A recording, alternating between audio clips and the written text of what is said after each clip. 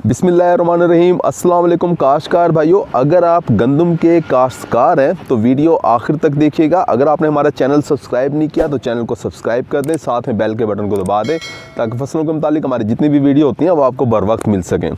काश्तकार भाइयों, जब हमारी फसल जो है वो इस स्टेज के ऊपर आती है कि जिस वक्त वो तना उसका फूलने लग जाता है और तने के अंदर तना जो है अपना पेट बना लेता है और सिटा उस पेट के अंदर होता है, यानी तने के अंदर सिटा होता है, तो इस हालत को गोब की हालत कहते हैं।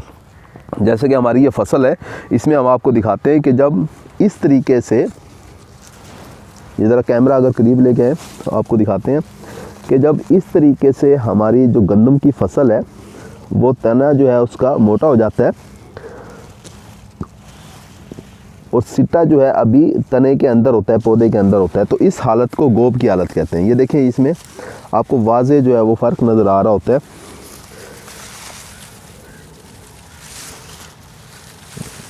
इस पौधे को हम निकाल लेते हैं। अगर ये देखें, ये इस वक्त जो गंदम की फसल है ये गोब की हालत में है। इसका तना जो है दरमियान से मोटा हो चुका है और इसके इस तने के अंदर ही सिट्टा है। इसे फ्लैग लीफ कहते हैं। सबसे ऊपर वाला जो पत्ता होता है ये फ्लैग लीफ होता है, ये सबसे आखिर में निकलता है और इसी के अंदर से सिट्टा निकल रहा होता है। काश्तकार भाई, ये फ्लैग लीफ बहुत अहम है।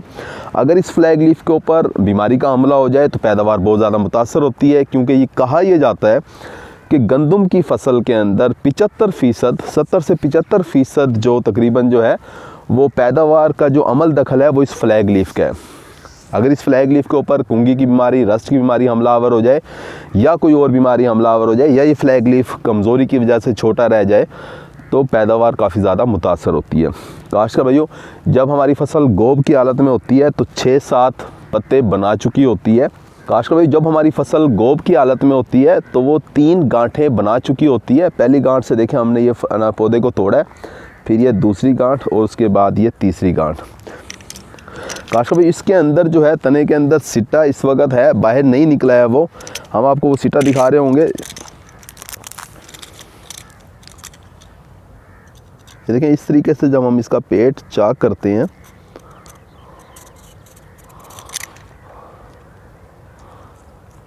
ये, तो इस वक्त ये इस तरह से ये सिट्टा इसके अंदर मौजूद होता है। काश्तकार भाई, ये सिट्टा अभी बाहर नहीं निकला, ये सिट्टा अभी अंदर था, तो इस हालत को गोब की हालत कहा जाता है और इंग्लिश में इसे बूटिंग स्टेज कहा जाता है। आपको ये स्टेज बताने का मकसद क्या है, आज की वीडियो बनाने का मकसद क्या है और ये सिट्टा आपको दिखाने का मकसद क्या है? मकसद सिर्फ़ और सिर्फ एक ही है कि ये गंदम के अंदर ये जो गोब की हालत होती है, ये जो बूटिंग स्टेज होती है, ये बहुत ही अहम हालत होती है। इस वक्त अगर आपकी फसल कमज़ोर है तो आपकी पैदावार कम आएगी। इस वक्त अगर आपकी फसल की खुराक पूरी है तो आपकी फसल में जो ये सिट्टा निकल रहा होगा ये भरपूर ताकत के साथ निकल रहा होगा और आपको भरपूर पैदावार दे रहा होगा। काश्तकार भाइयों, गोब की हालत के अंदर पानी लगाना बहुत ज़्यादा अहम है। अगर आप इस स्टेज के ऊपर पानी लगाओगे तो उससे क्या होगा कि जितनी भी खुराक आपने DAP, यूरिया वगैरह जो आपने दे रखी है, SOP वगैरह खादें जो आपने दे रखी होंगी, वो सारी की सारी पौधा जो है वो शरबत बन के पौधा इस्तेमाल करेगा और इस सिट्टे को जब निकालेगा तो भरपूर ताकत के साथ निकालेगा।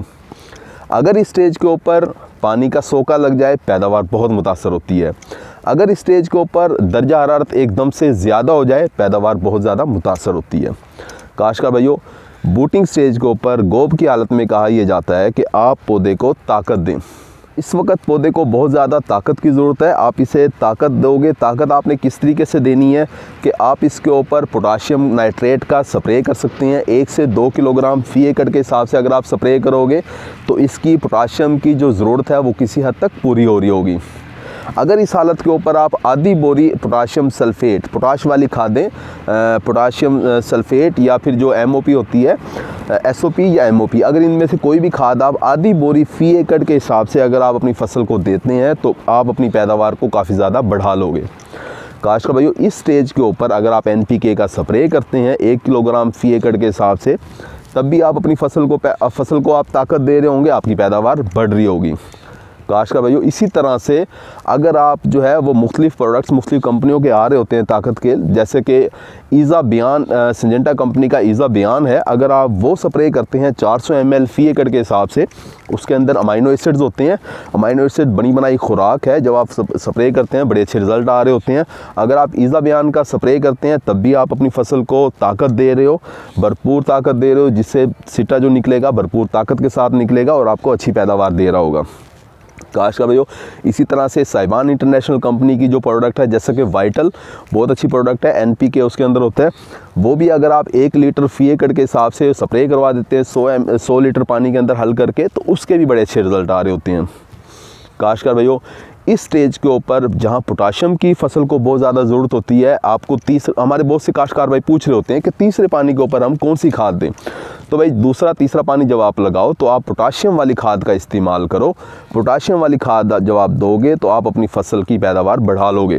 काशकार भाइयों, इस वक्त जो है अगर आप बोरान का स्प्रे कर देते हो तो उसके बहुत अच्छे रिज़ल्ट आ रहे होते हैं, क्योंकि इस सिट्टे ने जब बाहर निकलना है तो बाहर निकलने के बाद, जिसे हेडिंग स्टेज कहते हैं, जब ये बाहर निकलेगा तो उसके बाद पॉलिनेशन का अमल शुरू होगा, यानी कि दाने बनने का अमल शुरू होगा। बोरान का ये काम होता है कि वो दाने बनने के अमल को बहुत ज़्यादा अच्छे तरीके से करता है। दाने बहुत ज़्यादा बनते हैं, यानी कि सिट्टे के अंदर जो घुंडियाँ होती हैं उसके अंदर ज़्यादा तादाद के अंदर दाने बनते हैं। काशकार भाइयों, इस वक्त जो है आप अपने सिट्टे की लंबाई को बढ़ा सकते हो, आप अपने सिट्टे के अंदर दानों को बढ़ा सकते हो। किस तरीके से? पोटाशियम का इस्तेमाल करके और बोरान का इस्तेमाल करके। काशकार भाइयों, पोटाशियम का काम क्या होता है? पोटाशियम जो है वो आपके पौधे के अंदर पानी के प्रेशर को रेगुलेट करके रखता है, यानी कि अगर आप 2-4 दिन पानी देर से भी लगाओगे तो पोटाशियम जो है वो इस पौधे के अंदर पानी का स्ट्रेस नहीं आने देगा, यानी कि ज़मीन से पानी को खींचेगा और इस पौधे के अंदर पानी को मेंटेन रखेगा। अगर सोका लग जाए, जैसा कि मैंने पहले बताया कि सोका लग जाता है तो दाने छोटे रह जाते हैं, दानों के अंदर से हवा निकल जाती है। काशकार भाई, पोटाशियम जो है वो दाने के अंदर से हवा नहीं निकलने देता, दाने के साइज़ को छोटा नहीं होने देता, दाने के अंदर वज़न बनाता है। पोटाशियम का बहुत ज़बरदस्त किरदार है। काशकार भाई, उम्मीद है कि आपको बूटिंग स्टेज यानी कि गंदम की फसल के अंदर जो गोब की हालत है उसकी भी समझ आ गई होगी, और इस हालत के अंदर आपने पानी लगाना है उसकी भी समझ आ गई होगी। ये हालत जो है कितने दिन के बाद होती है? ये गंदम के अंदर 75 से 80 दिन की फसल के ऊपर ये आपको ये हालत नज़र आ रही होगी, यानी कि आपकी फसल 75 से 80 दिन की जब होगी तो आपकी फसल गोब की हालत में होगी। इस वक्त आपने फसल को पानी लगाना है, वो तीसरा पानी आपने लगाना है। तीसरे पानी के साथ आपने कौन सी खाद का इस्तेमाल करना है वो भी आपको समझ आ गई होगी, और ये स्टेज जो है वो कितनी अहम है इसका भी आपको पता चल गया होगा। अगर आपने चैनल अभी तक सब्सक्राइब नहीं किया तो चैनल सब्सक्राइब फ़ौरन कर दें। अपना ख्याल रखिएगा। अल्लाह हाफिज़।